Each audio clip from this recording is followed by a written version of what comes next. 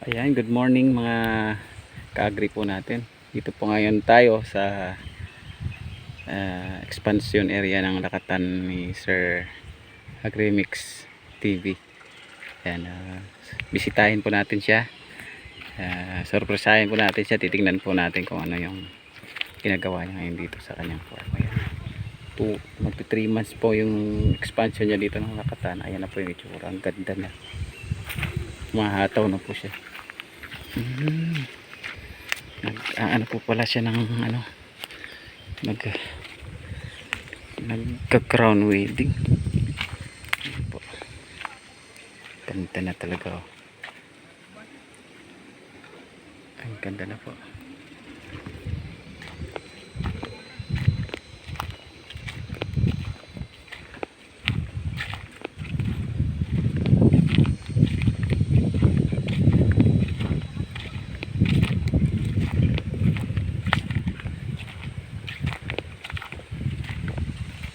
Po siya, busy.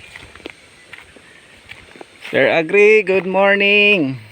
Good morning, Sir Agri. Sipag mo naman, Sir Agri, kahit napakainit na.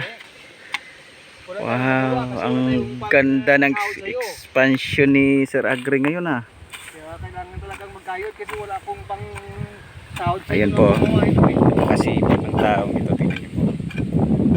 Kaya hindi na tumataba, eh. Pag tayo yung mga mahihirap, kailangan sipag, hindi lang tiyaga.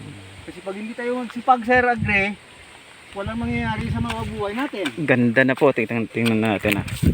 Aakyat po ako dito sa putol na puno na para makikita po natin yung view ng kanyang ikot po natin, oh. Ang ganda na po siya, oh. Ilang months na po itong mo, sir, lakatan mo dito? 3 months old na stunted po kasi ito. Kasi yung tinanim ito ay ulan. At natapos na naman yung ulan, 3 weeks na naman yata na puro walang ulan na naman. So, Kaya stunted masyado to.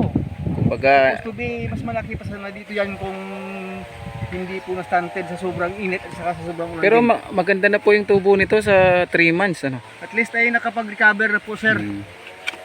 Talagang nakaranas pala ng sala sa init, sala sa lamig tong saging natin, sir, no? Oo, grabe yung dinanas ito. Kaya pati yung may-ari parang sala sa init din.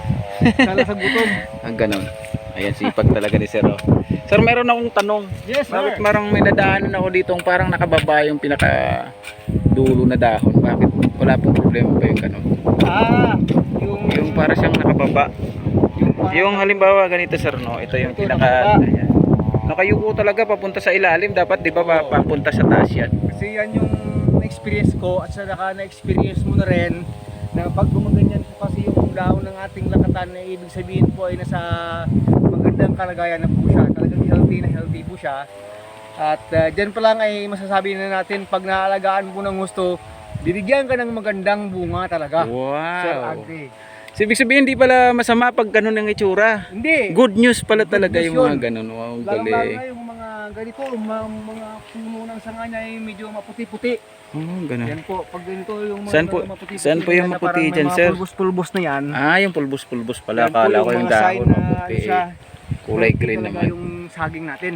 Sa'yo ko rin nalaman yan eh. Wow, ang galing. Sa'yo ko rin nalaman yan eh. Experience mo eh. Oh, ang lawak ni medyo halos kalahating hektarya po siguro ito. Oh, tapos may mga napier grass sa palibot. Talaga ni Sir Agri. Sinaling yung bagong tanim natin. Tapos meron daw po siyang ditong mga bagong tanim pa. Ay, nagtutubo pa lang, oh. Bago pa lang, oh. Oh, yun. Tutubo pa lang itong huli. So, magbibilang po tayo siguro dito ng 8 to 10 months ay makakapag-harvest na tayo si Sir Agri. Kwarta na maliwanag na. Ayan, Sir Agri, thank you so much sa pagtanggap sa atin dito sa iyong farm. At buti at Kaya po, sir, wala problema. buti po at open po kayo na bisitahin itong farm niyo kasi napakaselan po kasi sa ibang mga farm eh, hindi po tayo basta pinapapasok. Open sa'yo, close sa iba. Ayan, so hanggang dito na lang po muna. Please follow nyo po Bisita nyo po yung channel ni Sir Agrimix TV. Agritech Mix TV. Agritech Mix TV. At saka yung Agri and Adventures. Ayan. Yun yung pinaka-importante. Agri and Adventures. Gusto nyo pong matuto kung ano yung mga technology about sa pagtatanim ng saging. So ito po yung pinaka big boss natin. Napakagaling, well equipped at saka ano talaga almost 7 to 10 years na po siyang naglalakatan. 12 years na. 12 years na talaga. So masasabi na talaga nating napaka-expert na si Sir. Ayan. So thank you so much.